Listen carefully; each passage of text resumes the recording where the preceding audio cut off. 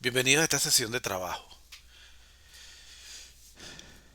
Hemos avanzado algo en el conocimiento de los algoritmos y necesitamos, en consecuencia, adentrarnos más a ciertas instrucciones que nos van a permitir hacer algoritmos un poco más complejos, más eficientes, podríamos decir que más inteligentes. Me refiero a que vamos a estudiar las estructuras condicionales. Eh, Además de las estructuras condicionales, nosotros vamos a ver algunos temas, algunos tópicos muy cortos que están relacionados todos con algoritmos, pero que también se utilizan mucho en las estructuras de control. Eh, Nosotros entonces veremos estos temas que ustedes ven aquí, esta sería nuestra agenda, eh, siempre relacionado con lo que tiene que ver con los controles o el flujo de control de los algoritmos. Una de las cosas interesantes que tiene Python es que permite asignar valores a variables, a varias variables en una sola línea. Ustedes pueden ver en la parte inferior de, de esta lámina que ciertamente podemos definir, en este caso, tres variables y asignarle valor a tres variables al mismo tiempo, como ustedes pueden ver. En este caso, pues x será igual a 1, y será igual a 2 y z será igual a 3. También es posible asignar el mismo valor a varias variables en una sola línea de código, como ustedes pueden observar aquí. Hay otros lenguajes como Java en donde esto es impensable, pues. Fíjense que la sintaxis de este lenguaje es sumamente flexible. Es importante tener en cuenta que al utilizar la asignación múltiple, el número de variables debe ser igual al número de valores que se están asignando. Si el número de variables y valores no coincide, se producirá un error. Otra función, otro elemento que ya hemos utilizado en otras oportunidades es la función print. La función print es muy importante para nosotros, va a ser muy importante para nosotros, porque primero permite dirigir las salidas hacia la pantalla. De nada sirve que un algoritmo haga cálculos y genere resultados si esos resultados no los puede ver el usuario. Entonces necesitamos dos instrucciones, una que nos permita imprimir en pantalla, en este caso Sprint, la hemos estudiado en otras oportunidades, y la otra es el input. El input permite la introducción de datos a través del teclado, mientras que print permite la impresión de elementos en pantalla. En el caso de Python, se pueden imprimir string de manera multilínea con la función print. Esto sí que es nuevo para nosotros, no lo hemos visto. Para hacerlo se utiliza una cadena de texto que contiene varias líneas y se utiliza la sintaxis de tres comillas simples o dobles al principio y al final de cada cadena para indicar que consiste en varias líneas. Como ustedes pueden ver aquí en estos ejemplos, fíjense que el mensaje que va a salir por pantalla, en este caso utilizando eh, comillas simples, en la parte izquierda se utiliza la función print sin la función, lo que llaman format. Se recuerdan que hablamos de la función format. Aquí está la función format que antecede la cadena de caracteres y en este caso para poder incrustar el valor 3. Bueno, lo hemos visto, es con referencia a la incrustación de variables. La función print, además de permitir la impresión de mensajes multilínea, también permite manejar ciertos caracteres especiales que utilizamos comúnmente para darle un poquito de formato a la salida. Entre esos caracteres especiales está el slash invertido n, que se conoce, perdonen, como un carácter que genera salto de línea. Eh, en este caso, en este ejemplo, pues observen ustedes que eh, el carácter especial n, slash n, eh, va a generar un salto de línea de forma tal que entre la primera parte del mensaje y la segunda parte haya una línea de por medio. Otro elemento que también es importante considerar en cuanto al manejo de Python es que Python permite lo que se llama sintaxis abreviada, en la que pues nos podemos resumir una expresión algorítmica. La expresión que tenemos a la izquierda se conoce como un contador, una estructura contador. Es importante que busquen qué significa una estructura contador en el material que está en Canvas. Si ustedes leen con detenimiento, van a conseguir información al respecto. Pues bien, en el caso de Python, y también lo hacen otros lenguajes, no es exclusivo de Python, pueden resumirse las estructuras contador. Como ustedes pueden ver en la parte derecha, esta expresión es equivalente a la expresión que está a la izquierda, solo que la que está a la derecha es resumida. Esto es un contador que significa que a X se le va a asignar el valor de sí misma más 1, tal y como lo dice el lado izquierdo. Otro elemento importante a considerar cuando codificamos en Python es que hay que realizar la documentación. Cuando hablamos de la metodología de resolución de problemas, ustedes recordarán que dicha metodología tenía 6 pasos, siendo 4 pasos, los 4 primeros pasos dedicados exclusivamente al desarrollo del algoritmo, pero habían otros 2 pasos que eran como procesos en paralelo. Uno era el mantenimiento y el otro era la documentación. Pues bien, en el mundo del desarrollo de software, la documentación puede ser de 2 tipos. Lo que denominan documentación interna, que es la documentación que está integrada al código, cuyo fin es ayudar al lector del código, al desarrollador, a entender la lógica subyacente en ese código. En muchas ocasiones, a un desarrollador le va a tocar revisar, modificar, alterar, estudiar el código hecho por otras personas, por otros desarrolladores. Si bien el código se documenta a sí mismo, la agregación de comentarios es sencillamente una buena práctica de programación porque facilita la comprensión del código y digamos que ayuda a facilitar también la modificabilidad de ese código al ser comprensible. El otro aspecto de la documentación se denomina documentación externa, que básicamente está compuesta por documentos que se hacen para explicar el funcionamiento del sistema del programa.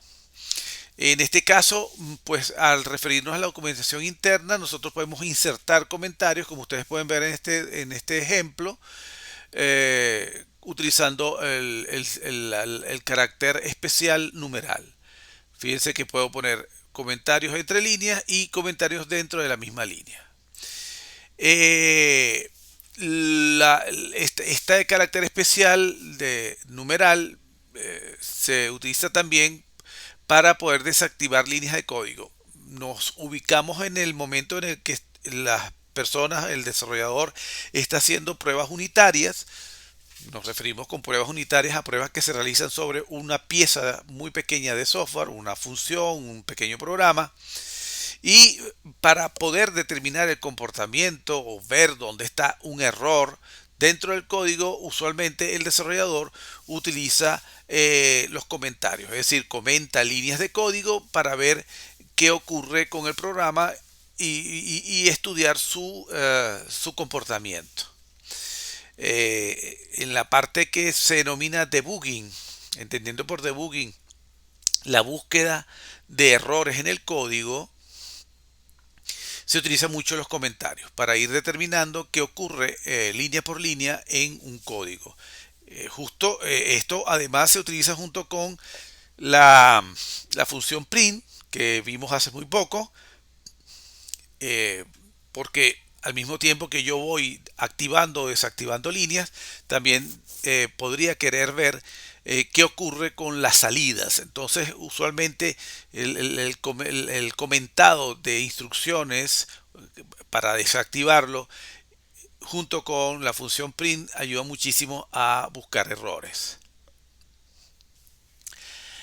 En Python también es posible crear comentarios de varias líneas, para lo cual se utiliza las comillas triples.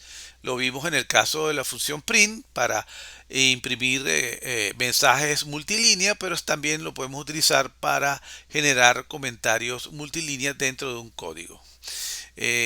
Por ejemplo, vemos acá dos ejemplos que en el caso de la derecha, del ejemplo de la derecha, bueno, se está desactivando el código de estas tres líneas porque ese código está entre comillas triples.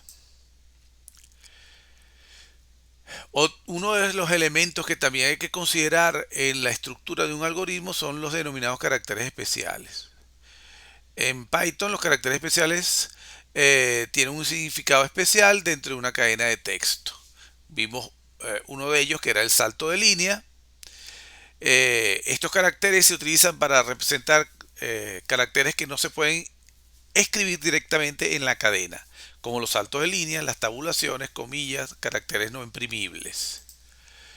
Aquí vemos ejemplos de cada uno de ellos, ¿no? Tenemos el de salto de línea, el de tabulación para generar espacios dentro de una línea, como ustedes pueden observar acá.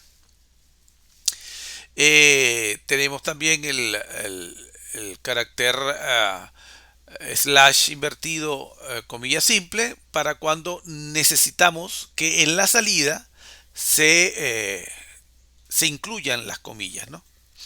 Eso ocurre tanto para las comillas simples como para las comillas dobles. Bueno, vamos a hacer una pequeña demostración para que vean que no les estoy mintiendo al respecto. Vamos a utilizar nuevamente nuestro, nuestra terminal y vamos a activar la consola interactiva de Python. Fíjense que no me estoy metiendo en el IDE, sino que estoy interactuando o voy a interactuar con el intérprete de Python. En mi caso, que yo estoy trabajando con Linux, debo escribir Python y el mensaje que emite indica que hemos logrado entrar a el intérprete de Python. Entonces, bueno, supóngase que nosotros queremos que la salida se genere incluyendo comillas dobles. Entonces, por ejemplo, podemos escribir algo como esto. Vamos a definir una variable de tipo string. Le vamos a asignar entonces una cadena de caracteres.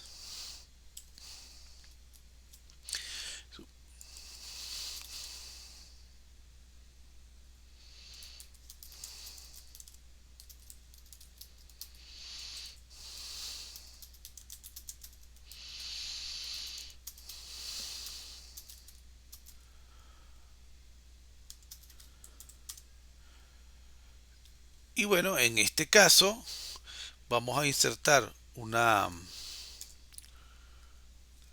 el carácter especial.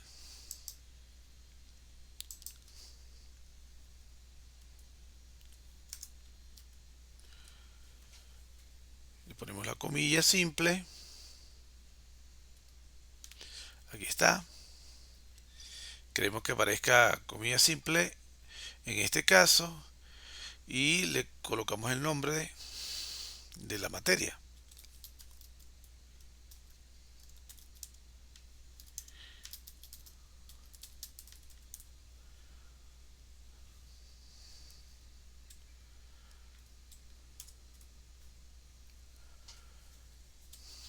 y cerramos.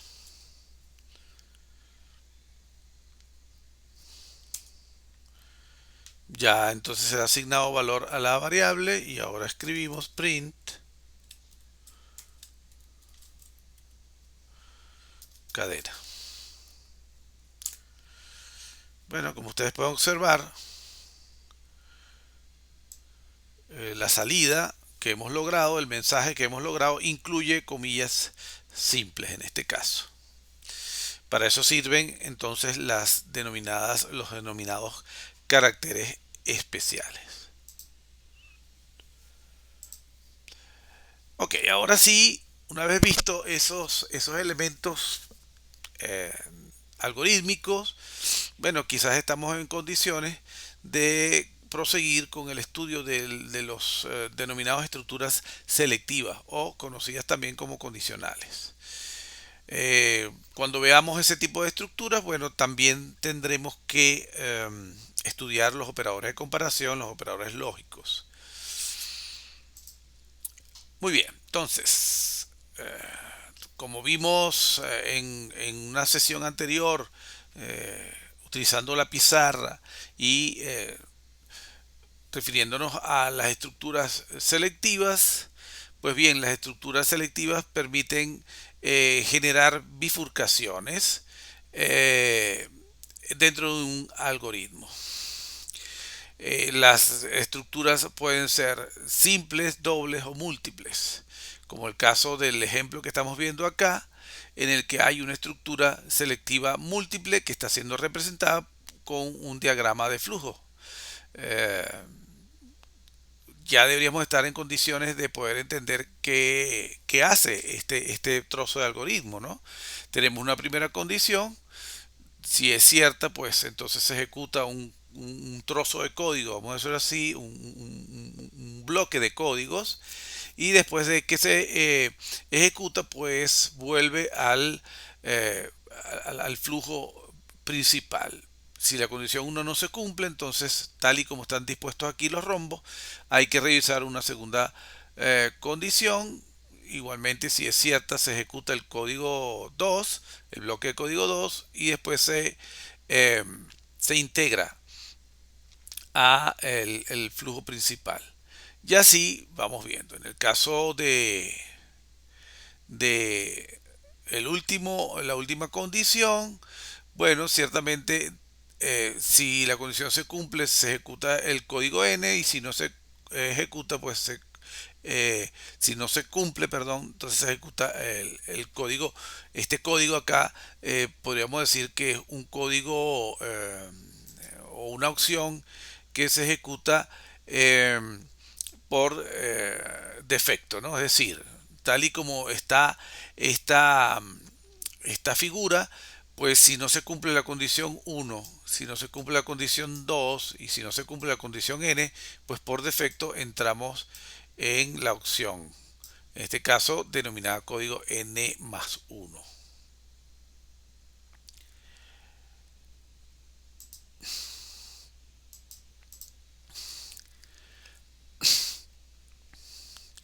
En el caso de las estructuras de control, forma parte integral de esas estructuras el hecho de acompañarlas con expresiones lógicas. Y esas expresiones lógicas están compuestas o son construidas con operadores lógicos y con operadores relacionales. Los operadores relacionales me permiten comparar objetos, comparar valores de variables, mientras que los operadores booleanos o lógicos me permiten evaluar las cláusulas en las que se llevan a cabo las comparaciones. ¿A, a qué nos referimos? Pues bien, aquí ustedes están observando en la lámina los operadores relacionales que se utilizan en Python. Está mayor que, menor que, mayor o igual que, menor o igual que. El mayor que lo vemos aplicado en este ejemplo. Sencillamente estamos comparando dos variables. Fíjense que los operadores relacionales me permiten eh, comparar variables, comparar objetos.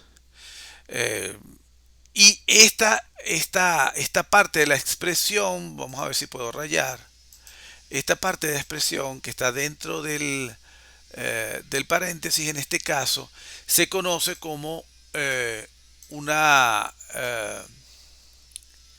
expresión lógica. ¿Ok? Es una expresión lógica. El, el resultado de la evaluación de esa expresión lógica, pues evidentemente va a ser o verdadero o va a ser falso. Si y es mayor que x, entonces la cláusula o la expresión lógica es verdadera. En este caso, vemos que, bueno, tendría que ser verdadero, ¿no? Lo mismo ocurre con los otros operadores, ¿no? Todos son ejemplos de aplicación de operadores. Usualmente, una estructura de control debe incluir una expresión lógica de este tipo. También tenemos los operadores igual que, distinto que. Fíjense ustedes, en algún momento estoy seguro que se los comenté, que en Python el signo de igual no es de equivalencia, sino es el operador de asignación. Pues bien, el operador de equivalencia en Python es el doble igual. Aquí estamos tratando de evaluar si x igual a y. Es una estructura lógica. ¿Será verdadera o será falsa? Y aquí en este caso tenemos entonces el operador distinto que. Estamos verificando si y es distinto que x. Los operadores lógicos son, como les dije antes, operadores que me van a permitir evaluar y combinar cláusulas lógicas. Los operadores lógicos son y o no, o and or not.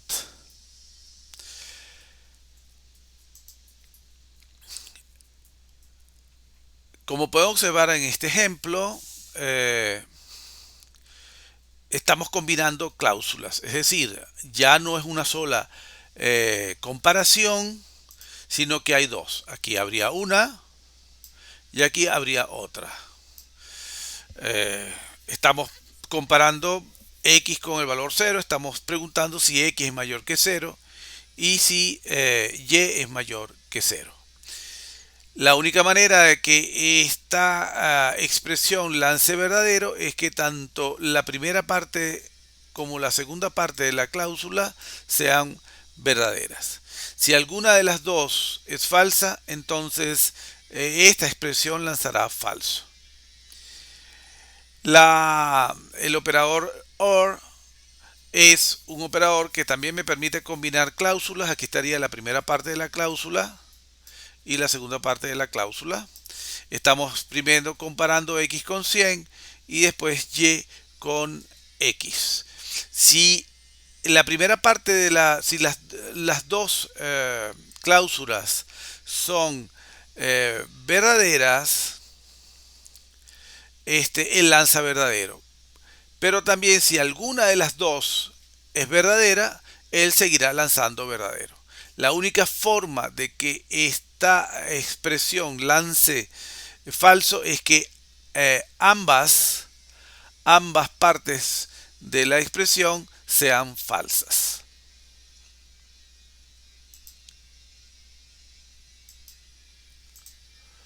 Y está el operador NOT, que devuelve el valor opuesto de la expresión booleana. Es decir, si la expresión booleana es verdadera, él la va a cambiar a falso. Si la expresión booleana es falsa, él la va a cambiar a verdadera. Entonces, en este caso, ¿qué tenemos? Tenemos que x es 5, x es mayor que 10, no. Es decir, esta parte de la cláusula es falsa.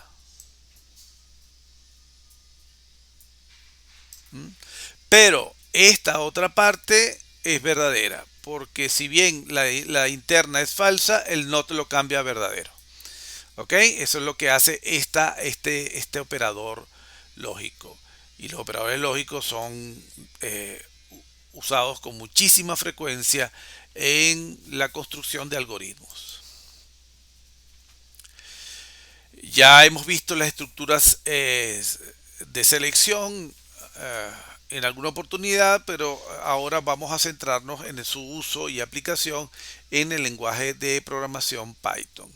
Entonces, un poco para formalizar lo que vimos antes, utilizando la pizarra, la instrucción que permite la generación de una estructura selectiva es la sentencia if. Aquí vemos el ejemplo de esa sentencia if. If es un sí condicional en inglés, ¿verdad? Y seguido de la condición.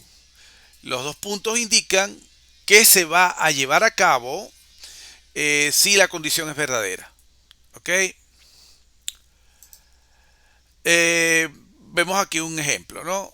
Fíjense ustedes que se define una variable y luego se pregunta si x es mayor que 10. Si x es mayor que 10, va a imprimir entonces el mensaje x es mayor que 10. Bueno, vamos a ver, aunque es sencillo, vamos a irnos a nuestra consola interactiva un poco para verificar qué es lo que queremos decir. Supongamos que tenemos dos variables, vamos a suponer que x le asignamos 10 y a p le asignamos 20. Si yo quiero utilizar una expresión relacional, yo podría decir, bueno, yo quiero que me digas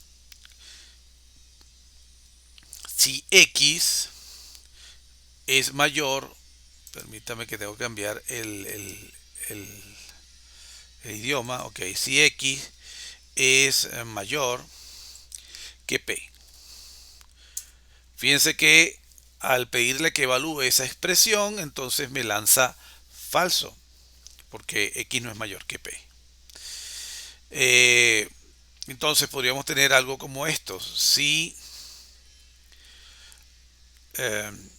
x, vamos a ver si p es mayor que x,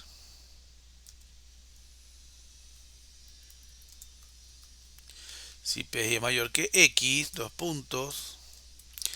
Fíjense que algo muy interesante, cuando estamos utilizando la consola interactiva, ella reconoce que la instrucción es multilínea y coloca esos puntos suspensivos, ¿no? Entonces en este caso pues queremos que imprima si x es mayor que, si p es mayor que x, queremos que imprima, a ver, ok, p es mayor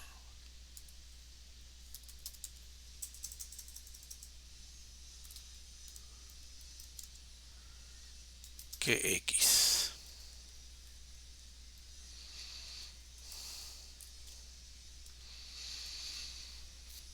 Ok. Muy bien. Entonces fíjense que, a ver, me está dando un error aquí. Eh, ok. Claro, se necesita una indentación. Vamos a volverlo a hacer. Fíjense aquí el error que me está dando. Vamos a ver. Volvemos otra vez. Escribimos si p es mayor que x, dos puntos. Vamos a intentar, antes se me había olvidado intentar, ya vamos a ver qué es eso.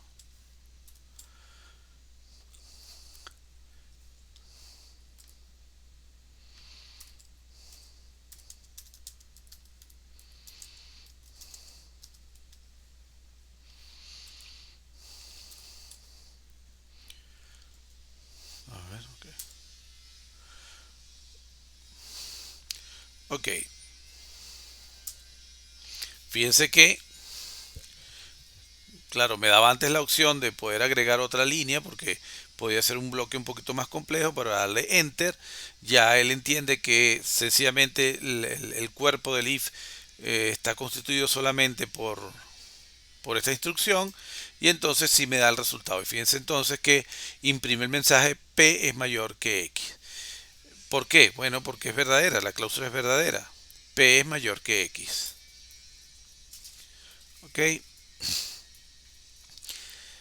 ¿Qué pasa si hacemos eh, algo como esto? Le damos valor ahora a X, que X sea 30.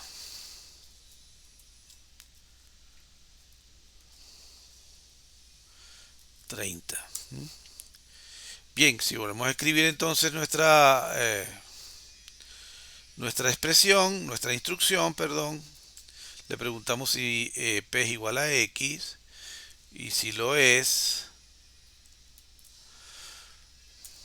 vamos a intentar, le decimos que imprima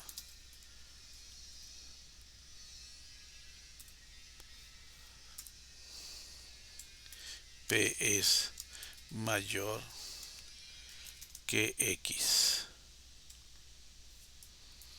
Cerramos. Ok.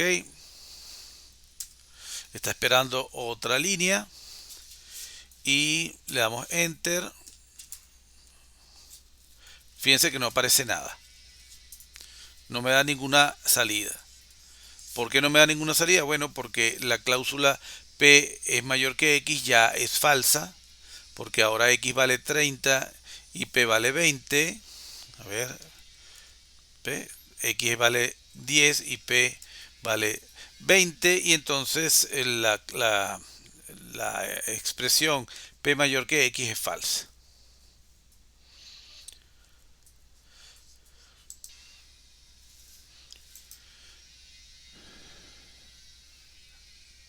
Ok,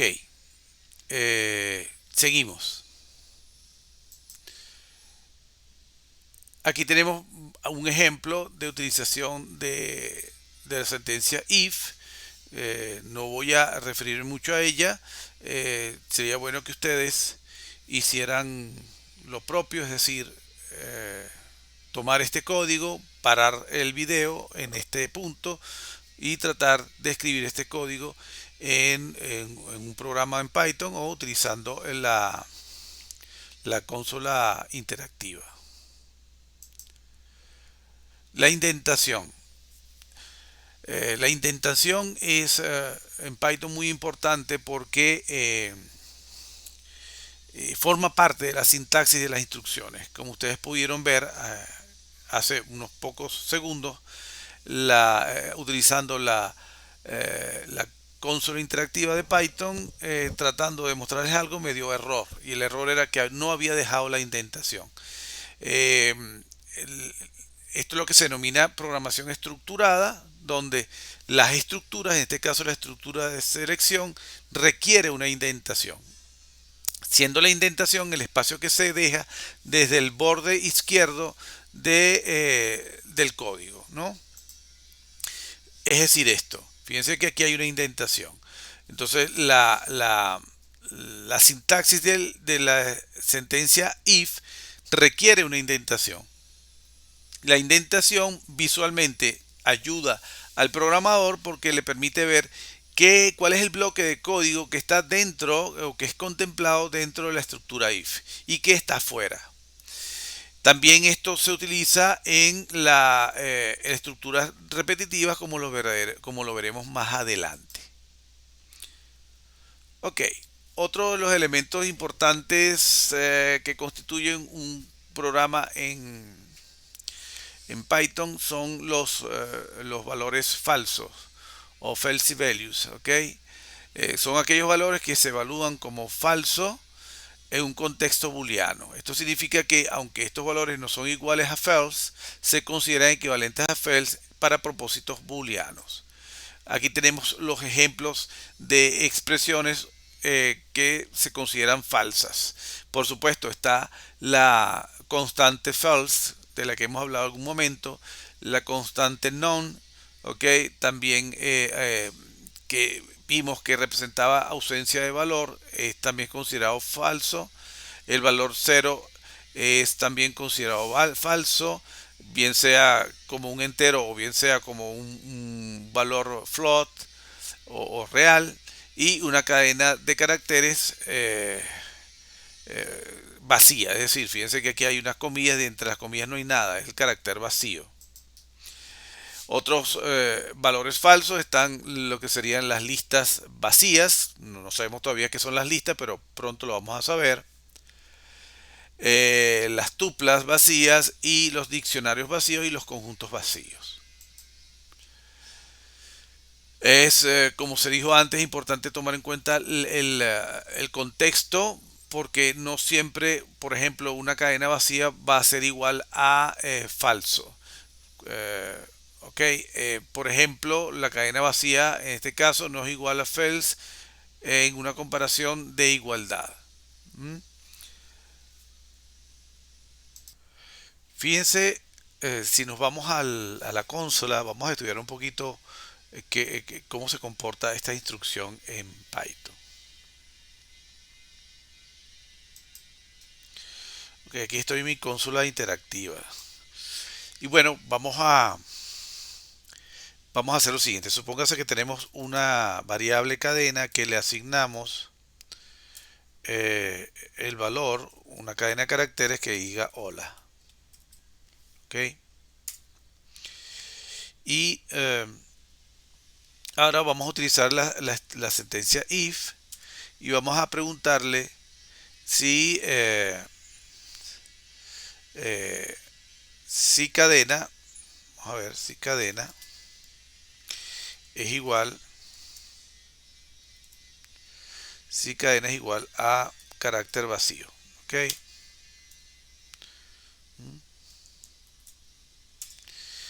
Y si cadena es igual a carácter vacío, entonces le decimos que imprima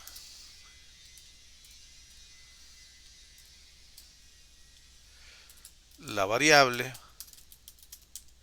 es una cadena vacía.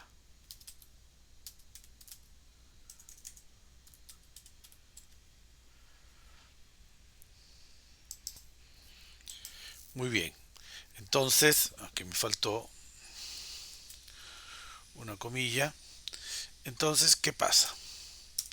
Fíjense que aquí no me da ningún resultado.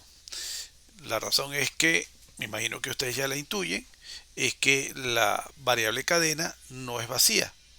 Aquí este carácter, que es carácter vacío, no, no se está considerando como un falsi, como un valor falso. Se está considerando como una cadena vacía. Y de hecho, esta es una expresión lógica toda, pero el carácter vacío es sencillamente un carácter vacío, no se está considerando como un valor falso. Y aquí lo que estamos es revisando si la cadena es vacía.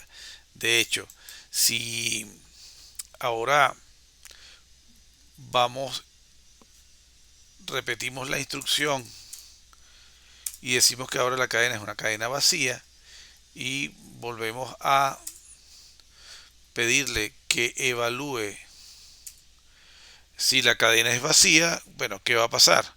Fíjense que ahora sí aparece el mensaje, porque ahora la, la cadena es una cadena vacía. Fíjense lo que les digo, en este contexto el carácter vacío no se está considerando como falso. Distinto a lo que ocurre con el ejemplo. En el ejemplo teníamos algo como esto. Si no, si no vacío,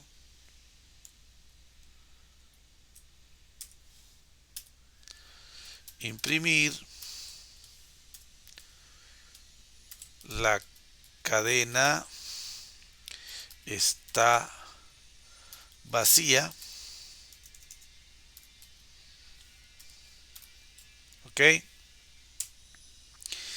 ¿Qué pasa acá? Imprime el mensaje. no está haciéndose referencia a ninguna variable. En este caso no estamos evaluando la variable cadena. Esta expresión not carácter vacío eh, es lógica, y en este contexto el carácter vacío sí se está considerando como falso. Y como se están antecediendo el operador lógico no, entonces el falso se convierte en verdadero, y es por eso que se imprime la cadena, ¿ok? De hecho, podemos pedirle a Python que evalúe este tipo de expresión, que lo evalúe. La expresión era not carácter vacío. Y cuando le pedimos que lo evalúe, pues me dice que esa expresión es booleana. Muy bien, seguimos.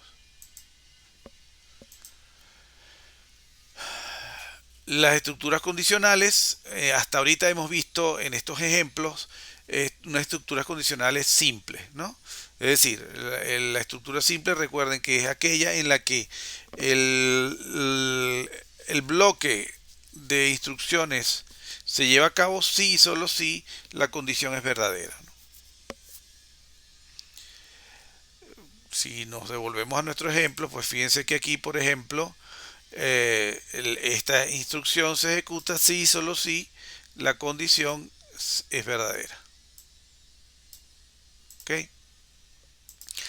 Pero, ¿qué ocurre? ¿Cómo logramos hacer estructuras selectivas dobles? Por ejemplo, pues debemos utilizar la sentencia else. Y si es necesario hacer estructuras condicionales múltiples, pues podríamos utilizar la estructura elif. Entonces, la sentencia else se utiliza para la combinación en combinación con la sentencia if para crear estructuras condicionales más complejas. La sentencia else se ejecuta si la condición del if es falsa.